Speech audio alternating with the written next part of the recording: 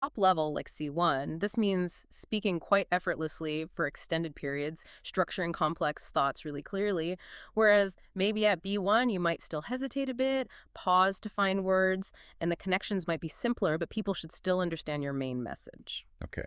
Next up, lexical resource. Mm-hmm. That sounds like vocabulary. It is. It refers to the range of words you use, and crucially, the appropriacy. Are you using them correctly in context? Ah, not just having words, but using the right ones. Exactly. Do you have enough words for different topics, personal to abstract, and do you use them well? Maybe using varied vocabulary, some idioms, less common words accurately. A wider, more appropriate vocabulary lets you be more precise. Like instead of just saying good, can you use beneficial or advantageous or impressive, depending on what you mean? Got it. Then there's grammatical range and accuracy. So the variety of grammar you use and how correctly you use it. Right. Can you use simple sentences? Sure. But also more complex ones, different tenses, passive voice, clauses, that sort of thing. And the accuracy bit means, well, making fewer mistakes that might confuse the examiner. Mm-hmm. At higher levels, they expect a wider range of complex structures used with very few errors. It's about showing you've got good control over English grammar. Pronunciation is also key, it says. Clear speech, correct stress, and intonation. Basically, can the examiner understand you easily?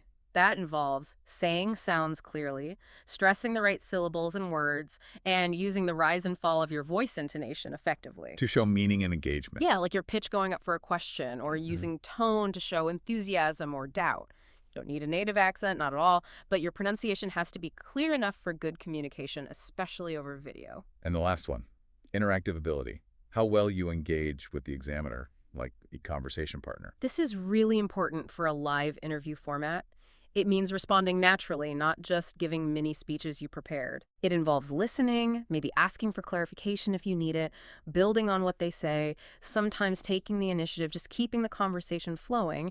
It shows you can actually participate in a two-way chat, which is, what the test is. That makes sense. So if you step back and look at those 5 criteria together, fluency and coherence, lexical resource, grammar, pronunciation, interaction, they really cover the essentials of effective speaking in a holistic way. Mhm. It's not just about knowing words and rules, it's about putting it all together smoothly, correctly, clearly, and engagingly.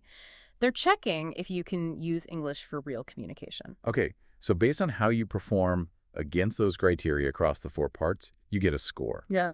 And the guide gives these indicative CEFR levels based on the scores, right? So you know where you fit on that international scale. Exactly, provides clear benchmarks. According to the source, a score from 0 to 24 is below B1. Right, the starting point. Then the B